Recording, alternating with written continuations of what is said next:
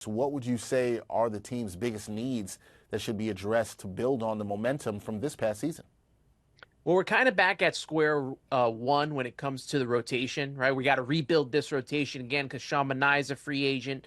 Luis Severino is a free agent. So is Jose Quintana. So the Mets are going to have to rebuild the rotation again because all they really have right now is Kodai Senga. We don't know his health. Paul Blackburn's going to be coming back from injury. You got David Peterson, possibly, Jose Budo, as well as Tyler McGill. But the Mets are going to really have to go into that free agent pool. There's a couple of good starters out there. They can bring back a couple of their starters. We'll see how it comes out when it comes to the rotation. Obviously, you'll always want to keep replenishing the bullpen. That's a thing that needs to be done every single year. You got to have pitchers that are able to get to Edwin Diaz at the end of games and prove that they can get some big outs. And then you look at first base with Pete Alonso becoming a free agent, as well as the outfield as well.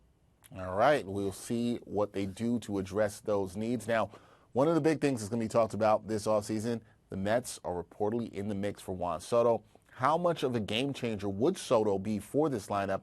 And do you think the Mets should go all in to make this happen? I think he's a game changer on any lineup that you put him in. He was a game changer in the Yankees lineup and helped them get to the World Series with big at bats in the postseason, big at bats all year. He's only 25 years old, and I do think that the Mets should be all in on Juan Soto. He's a type of player that, if you remember last year, the Mets offered Yamamoto the most money to come to the team, although he ended up going with the Dodgers for the same price. But that's a type of player that you're gonna give the most money to and give them years as well. He's a franchise player. He's a kid that is probably top five, could be top three in Major League Baseball. If there's anyone that I'm going to give money to and open the checkbooks for, it's going to be Juan Soto. All right, there you go. So Anthony willing to back up the Brinks truck for Juan Soto, but Mets fans will also say, well, what if that doesn't happen? What if you don't get Soto? So aside from the possibility of the outfielder, where else could the Mets offense improve? And are there any free agent hitters that you think will be a good fit for this Metropolitan club? So if they don't get Juan Soto, the chance that they don't get them, when you're looking at the outfield, you got Teoscar Hernandez, who's coming off a great season in LA with the World Series champions. You got Anthony Santander, who also, he hit 40 home runs as well as Juan Soto did. So those are two guys that I would look for in the outfield. When it comes to first base, Pete Alonso, obviously I would want to return on a good deal.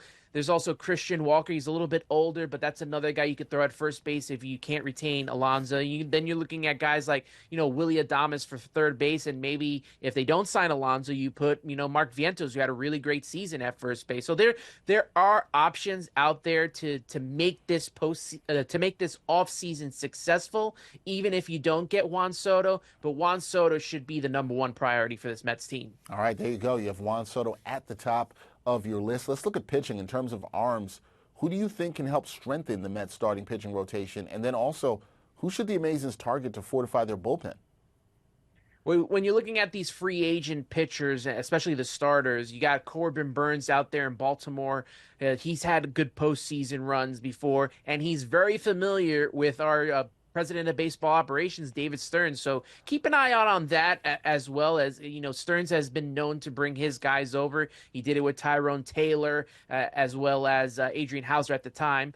But you keep your eye on that. Roki Sasaki is also going to probably be posted, from Japan. You look into that. Blake Snell is a free agent. If you could get him on the right deal, that's something to look at because the Mets will probably be looking for smaller deals like they did last year as well. And then you got Walker Buehler, who's on the World Series champions. That's a guy that kind of like with Luis Severino and Sean Manaea is on a prove it to me deal. So that's possibility as well. When it comes to the bullpen, I'm looking at guys like Tanner Scott, a lefty. We have to get a left-handed pitcher in that bullpen that's good, and that's Tanner Scott to me. So that's a guy I would definitely look at, as well as Blake Trinan from the Los Angeles Dodgers. All right, those are two good names for the bullpen there that could help the Mets pen and fortify that along with the names you mentioned in terms of the starters. Now, who among the Mets' current free agents should be a top priority to re-sign? And are there any players that you think they could afford to let go? Well, letting go, possibly, Luis Severino. If you could get him on the right deal, I would think about bringing him back. But, Luis Severino, Jose Quintana, if those guys go, I wouldn't be as upset. I am bringing back these five players, and it's Sean Manaea. He has to me is one of the bigger parts of this rotation. He, turned his second half around by changing his arm angle, and he pretty much pitched, as the best, as an ace of this staff for all of the second half, and it was huge in the postseason. Pete Alonso as well. That's that's a given for me to bring him back if you can get him on a good deal. And when I look at the depth of this team, Jose Iglesias and Jesse Winker really brought something to this team, whether it was the culture or the way they play. You look at Winker, he's one of those, tough guys in the lineup that, gets under other teams' skin. And I like to have that on my team. I don't like to go against those type of players. That's why I wanted to trade for him. And like I said, with Jose Iglesias, he's such a leader, like that secondary leader in the clubhouse. It's pretty big to have there. And I would bring back Ryan Stanek. He had a great postseason after coming over and having a tough transition during the season, but he turned it on. Him and Edwin Diaz were the best parts of the bullpen in that postseason and were relied upon to get a lot of outs, and they did just that. So Manaea, Alonso, Iglesias, Winker, and Stanek are the guys that I'm bringing back. All right, there you go. We'll see if the Mets are able to bring all of those guys back to the team in 2025. Final thing for me, Anthony, with all the anticipated moves and possible improvements, where do you see the Mets position in the NL East and overall next season? Do you think this is just the beginning of a new era for the franchise? I think so.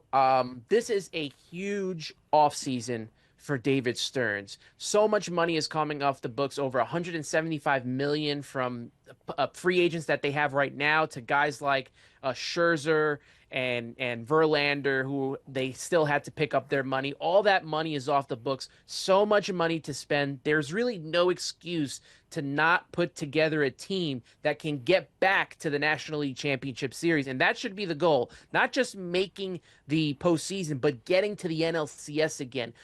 Everything has changed with this team. And you look at the other teams in the NL East.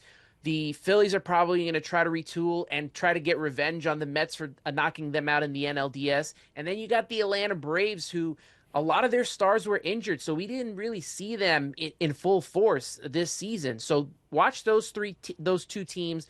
They will be at the top of it. You got young and upcoming team in the Washington Nationals as well. So it's not going to be easy, but the Mets could make a lot of headway this offseason, whether it's through free agency or trades. They got to get it done, and they got to get themselves back into the NLCS. All right, Mets fans would like that back to the NLCS. Even better, they would like the team back in the World Series for the first time since 2015. We will see what happens with the Mets offseason. But it's good to always get an outlook on the offseason. We did that with Anthony Rivera, host of the Subway to Shea podcast, always doing a fantastic job talking Mets baseball. Anthony, thank you for the time. We will talk soon. Thank you, Dexter. Appreciate you very much, man.